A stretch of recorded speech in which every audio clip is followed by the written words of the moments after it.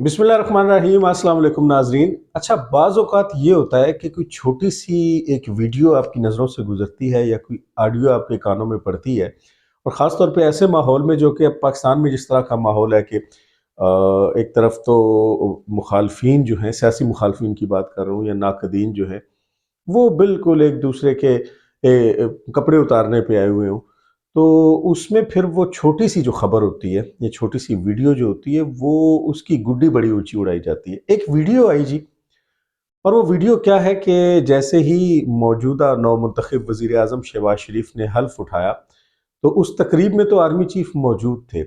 लेकिन उसके बाद बाकायदा तौर पे बतौर आर्मी चीफ ऑफ पाकिस्तान जब वो शहबाज शरीफ साहब से मिलने आए,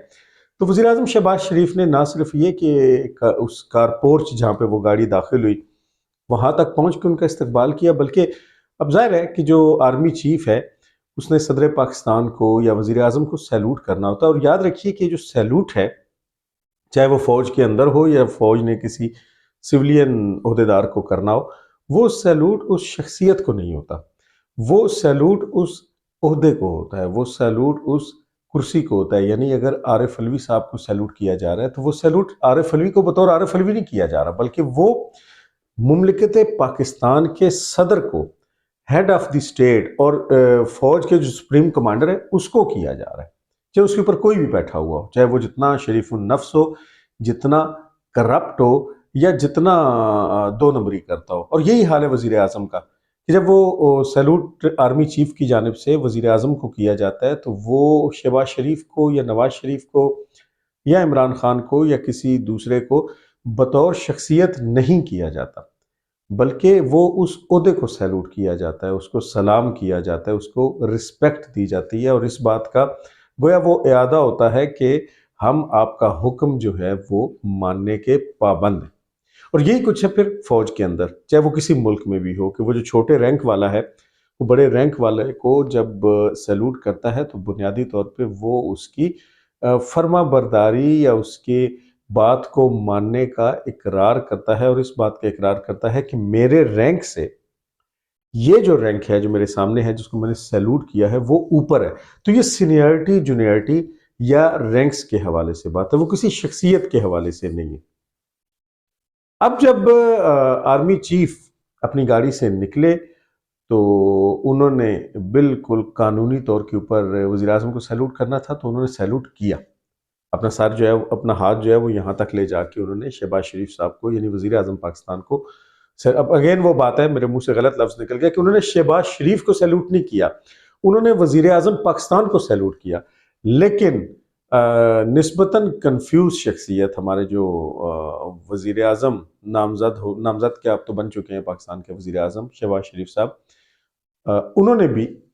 इस तरह से हाथ कर दिया। और ये पहली मर्तबा नहीं हुआ, क्योंकि सोशल मीडिया के ऊपर जब से ये वीडियो आई है और जब से इस वीडियो को लेके बड़ा ठट्ठा उड़ाया जा रहा है, उससे पहले भी पाकिस्तान में एक मर्तबा ये वाक़या हो चुका है कि जब आर्मी चीफ ने वज़ीर आज़म को सैल्यूट किया तो वज़ीर आज़म ने भी जवाबन उनको सैल्यूट किया। और आपको मालूम है कि वो आर्मी चीफ कौन थे और वो वज़ीर आज़म कौन थे? आपको हैरानी होगी कि वो आर्मी चीफ भी सैयद आसिम मुनीर ही थे और वो वज़ीर आज़म भी शहबाज शरीफ ही थे। जी हाँ, जब ये पिछली दफ़ा इनकी 16 माह की हुकूमत बनी थी, पीडीएम की जो गवर्नमेंट थी, उसमें अब इसकी बार अब की बार तो ये हुआ कि आसिम मुनीर साहब ऑलरेडी आर्मी चीफ के तौर पे मौजूद थे और शहबाज शरीफ नए वज़ीर आज़म मुंतखब हुए, तो जब आर्मी चीफ उन्हें मिलने आए तो उन्होंने सैल्यूट किया, जवाब में शहबाज शरीफ साहब ने भी सैल्यूट कर दिया। लेकिन उस वक्त ये था कि शहबाज शरीफ साहब पहले से वज़ीर आज़म थे, जनरल आसिम मुनीर साहब नए आर्मी चीफ मुंतखब हुए थे, और नए आर्मी चीफ मुंतखब होने के बाद जब वो वज़ीर आज़म शहबाज शरीफ से मिलने के लिए तशरीफ़ लाए तो उन्होंने दरवाजे पे खड़े होके जो वज़ीर आज़म हाउस, वो जो ऑफिस है, उसके दरवाजे पे खड़े होके वज़ीर आज़म साहब को जब सैल्यूट किया तो वहाँ भी शहबाज शरीफ साहब ने दोबारा सैल्यूट किया था। अब मैं इसके ऊपर मज़ीद उस अंदाज से बहस नहीं करूँगा कि इसमें किसी की हत्तक हुई है या इसमें किसी की सुपरियॉरिटी ज़ाहिर हुई है या इसके अंदर कोई किसी के आगे लेट गया है या किसी ने बिल्कुल ही अपना सर तस्लीम खम कर दिया है। ये बातें तो मीडिया पे, खासतौर पे सोशल मीडिया पे आपको बहुत ज़्यादा देखने को मिल रही हैं। मेरा इसमें जो नुक्ता नज़र है वो कुछ और है। वो ये है कि इस सैल्यूट से या इन सैल्यूट से مستقبل کا جو سیاسی منظرنامہ ہے وہ بڑا واضح ہو گیا۔ آپ کو یاد ہوگا پچھلی جو پی ڈی ایم کی گورنمنٹ تھی جس کے سربراہ یہی موصوف شہباز شریف صاحب تھے، تو اس وقت انہوں نے بارہ کے اندر ایک برج کا افتتاح کیا تھا اور سامنے آرمی چیف بیٹھے ہوئے تھے۔ تب انتہائی مؤدبانہ شہباز شریف صاحب نے یہ فرمایا تھا کہ یہ جو پل ہے یہ آرمی چیف صاحب کی کاوشوں سے جو ہے مکمل ہوئے۔ بندہ پوچھے یار کہ ایک پیورلی سیولین پروجیکٹ کے ایک سڑک ہے جو کہ مری کی جانب جا رہی ہے، اور وہ بارہ کے بازار سے اندر سے جب گزرتی ہے تو بارہ والوں کو بھی بڑی تکلیف ہوتی ہے اس سے، اور گزرنے والوں کو بھی ٹریفک کے مسائل کا سامنا کرنا پڑتا ہے۔ تو گورنمنٹ نے یہ فیصلہ کیا کہ کیوں نہ وہ روڈ وہ جو ٹریفک ہے جو پنڈی اسلام آباد وہ کشمیر چوک والی سائڈ سے آ رہی ہے اور جس نے آگے مری یا گلیات یا مظفر آباد کی جانب نکلنا ہے، اس کو بارہ سے باہر ایک بائی پاس بنا کے وہاں ڈائیورٹ کر دیا جائے تاکہ ان کو بھی آسانی ہو جائے اور بارہ والوں کو بھی سکھ کا سانس ملے۔ تو انہوں نے وہ برج بنا دیا۔ اس میں آرمی چیف کی کاوشیں کہاں سے آ گئی؟ لیکن یہ ادب اور یہ فدویانہ جو رویہ ہے وہ ظاہر کرتا تھا نہ صرف یہ کہ شہباز شریف صاحب ان کی ہر بات، اسٹیبلشمنٹ کی ہر بات کو بلا چون و چرا تسلیم کریں گے، بلکہ وہ اس بات کو صدقے دل سے قبول کر چکے ہیں کہ وہ جو کچھ ہیں اور جہاں تک وہ پہنچ گئے ہیں اس کے پیچھے اسٹیبلشمنٹ کا وہ مضبوط ہاتھ شامل ہے۔ یہ تو تھی تب کی بات۔ اب وزیر اعظم 5 سال کے لیے منتخب ہوئے۔ اب یہ الیکٹڈ وزیر اعظم ہے، پچھلی مرتبہ یہ سلیکٹڈ وزیر اعظم تھے کیونکہ عمران خان صاحب کی منتخب حکومت کو ہٹا کے تو پی ڈی ایم کو مسلط کیا گیا تھا۔ اب لوگوں کا اختلاف ہو سکتا ہے، وہ اب بھی ان کو مسلط کردہ کہتے ہیں، جیسے پختونخوا والے یہ کہتے ہیں کہ یہ جعلی وزیر اعظم ہے، ہم ان کو نہیں مانتے، ٹھیک ہے، لیکن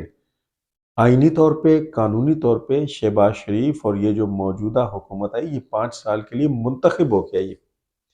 اس میں ان لوگوں نے بڑے بڑے فیصلے کرنے ہیں۔ میں نے کل کے پروگرام میں بھی آپ سے یہ ذکر کیا تھا کہ اب منتخب جو مخصوص نشستیں ہیں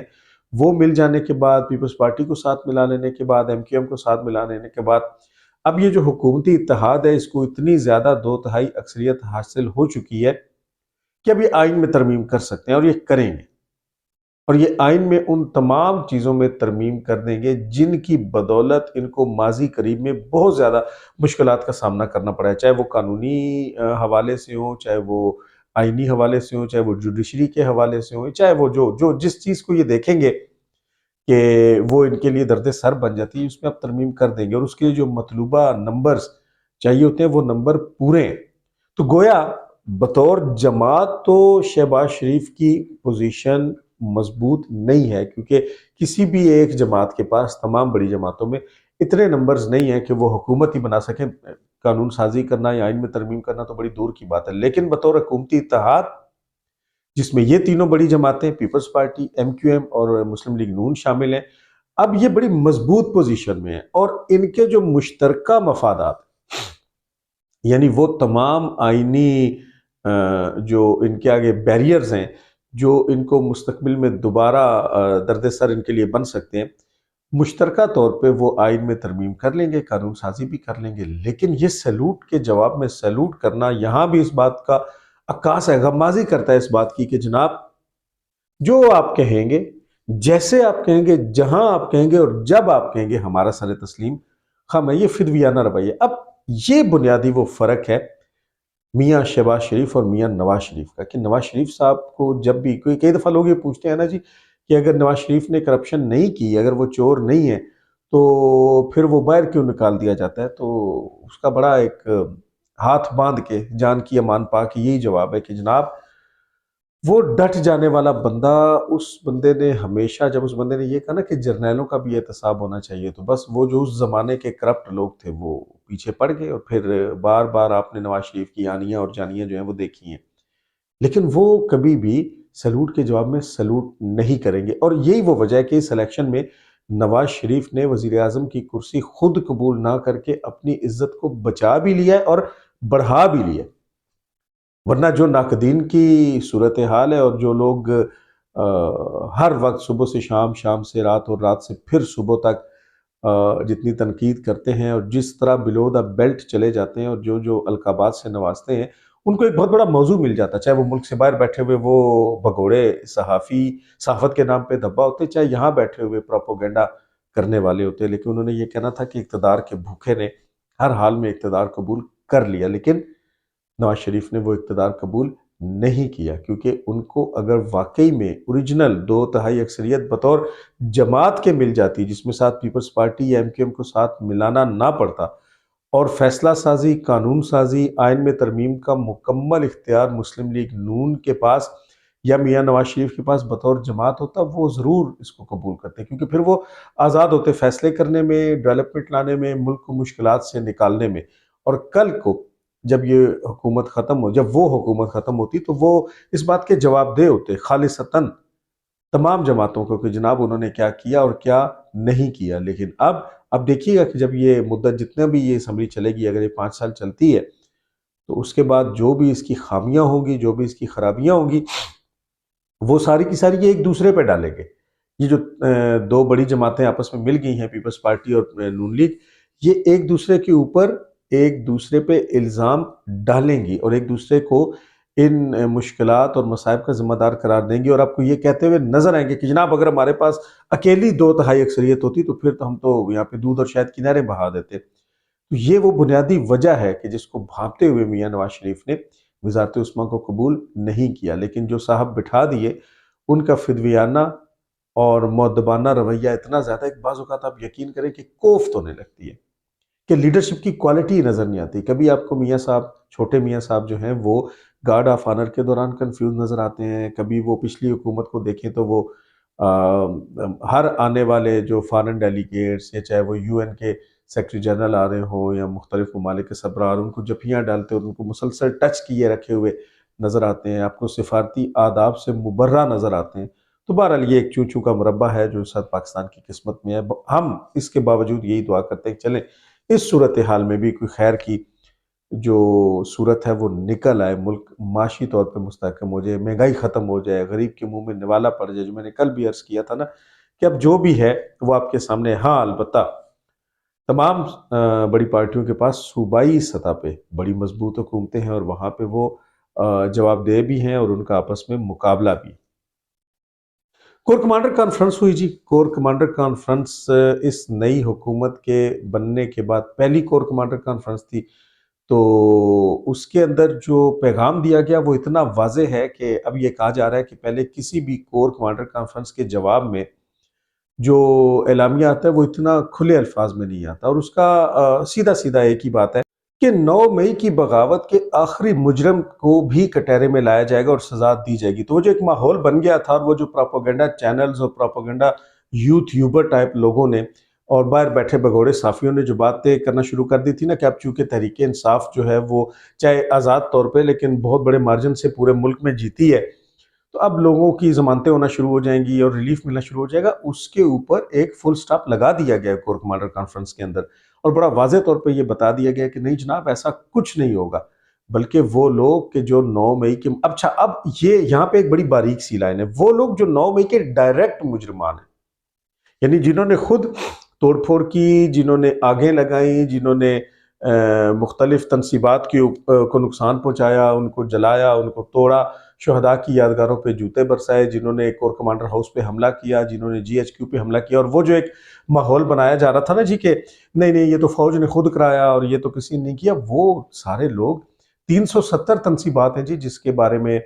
رپورٹ آ چکی ہے کہ 370 جگہوں پہ حملہ کیا گیا۔ تو اگر ایک بندہ بھی اس حملے کا ذمہ دار قرار دیا جائے تو 370 لوگ تو بنتے ہیں، اور اگر دو بندے جو ہیں ان کو قرار دیا جائے تو پھر وہ نمبر ڈبل ہو جاتے ہیں، اسی انداز سے وہ آگے پھر جو ہے وہ بڑھتے چلے جاتے ہیں۔ تو جو بھی ہے ان کو معاف نہیں کیا جائے گا۔ ہاں البتہ وہ لوگ جو ڈائریکٹ انوالو نہیں تھے، ڈائریکٹ انوالو کا مطلب یہ ہے کہ حالانکہ جو کہا گیا وہ یہ کہا گیا ہے کہ 9 مئی کرنے والوں، ان کے سہولت کاروں اور ان کے منصوبہ سازوں، یعنی 3 لیئرز، ایک آدمی وہ جو آگے ڈنڈے چلا رہا تھا یا آگے لگا رہا تھا یا بلوا کر رہا تھا، دوسرا جو اس کے ساتھ گیا تھا سہولت کار، اور تیسرا جو پیچھے گھر میں بیٹھا تھا جو بلانے والا تھا منصوبہ ساز۔ یہ بڑا واضح الفاظ میں کہا گیا، ان کو نہیں چھوڑا جائے گا۔ بظاہر تو آپ کو یہ لگتا ہے کہ اس میں بہت سے لوگ جو ہیں وہ جیت بھی گئے ہیں، وہ حلف بھی اٹھا گئے ہیں، وہ وزارتیں بھی لے گئے ہیں، وہ MNAs MPAs بھی بن گئے۔ اب کیا ہوگا یہ پھر آنے والا وقت بتائے گا کہ ظاہر ہے فوج نے بڑا کھل کے کل یہ پیغام دے دیا کہ 9 مئی والوں کو نہیں چھوڑا جائے گا۔ اور آپ کو پچھلے کافی عرصے سے تبدیلی نظر آ رہی ہے تحریک انصاف کے رویے کے اندر۔ آپ کو اسد قیصر کی وہ پریس کانفرنسز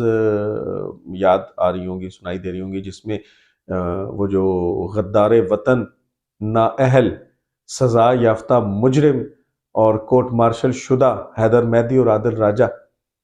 ان سے لا تعلقی کا اظہار، گویا دوسرے لفظوں میں ان پہ لعنت بھیج دی گئی اسی تحریک انصاف کی طرف سے جس تحریک انصاف کا بیانیہ بیچ بیچ کے وہ کروڑ پتی یا ارب پتی بن چکے ہیں۔ اور پھر اس کے بعد دوبارہ ایک پریس کانفرنس کی گئی جس میں شیرو مروت کو ساتھ بٹھایا گیا، اور شیرو مروت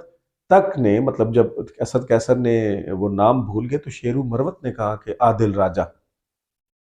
تو وہاں پہ بھی دوبارہ ان کو ڈس آن کر دیا گیا۔ تو آپ دیکھیں کہ آنے والے دنوں میں یہ ان لوگوں کو ڈس آن کرتے جائیں گے، کیونکہ ان کو پتا ہے کہ وہ جو فیصلہ ہو چکا ہے وہ دوبارہ 9 مئی کا یا اس جیسی کسی کیفیت کا سوال ہی پیدا نہیں ہوتا، چاہے یہ جتنی مرضی ہڑتال کی کالیں یا جتنی مرضی ملک پہ بند کرنے کی کالیں یا سڑکوں پہ آنے کی دھمکی دے دیں۔ کل ایک چول ماری گئی تھی اسد قیصر کی جانب سے جس میں یہ لفظ استعمال ہوا تھا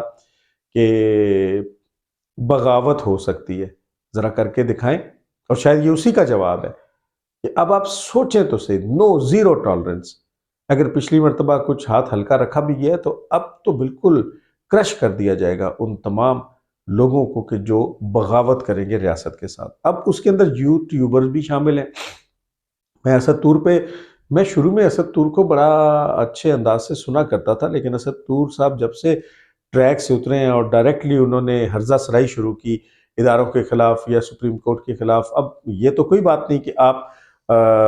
میٹھا میٹھا ہپ ہپ اور کڑوا کڑوا تھو تھو کرے، اور آپ بھی وہ شہباز شریف کی طرح کنفیوز نظر آتے تھے کہ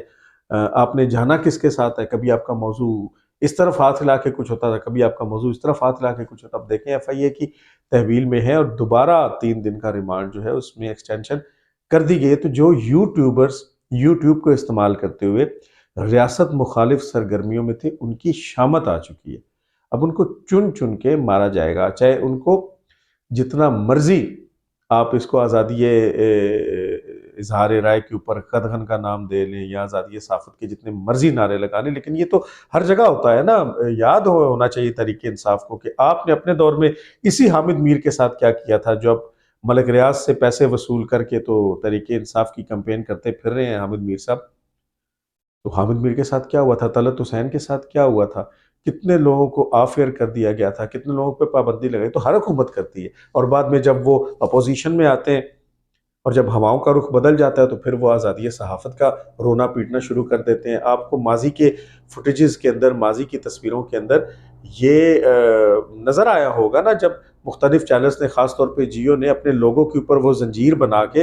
اور اس کے اوپر تالے لگا دیے ہوئے تھے۔ تو اگر زنجیریں اور تالے لگے تھے تو دیکھیں اس دور کس کا تھا، عمران خان کا تھا، اس سے پہلے نواز شریف کا تھا، اس سے پہلے پیپلز پارٹی کا تھا۔ تو مرضی کے صحافی تو ہر حکومت رکھتی ہے، اور جو پسند نہیں آتے ان کو اٹھا کے پھینک دیتی ہے۔ اب جو کیمپین کا جو انداز ہے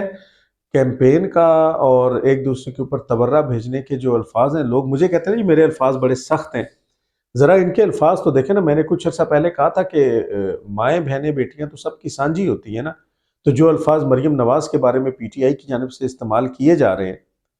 وہ الفاظ جب زرتاج گل کے بارے میں استعمال کیے جاتے ہیں تو پی ٹی آئی کو بڑی مرچیں لگتی ہیں۔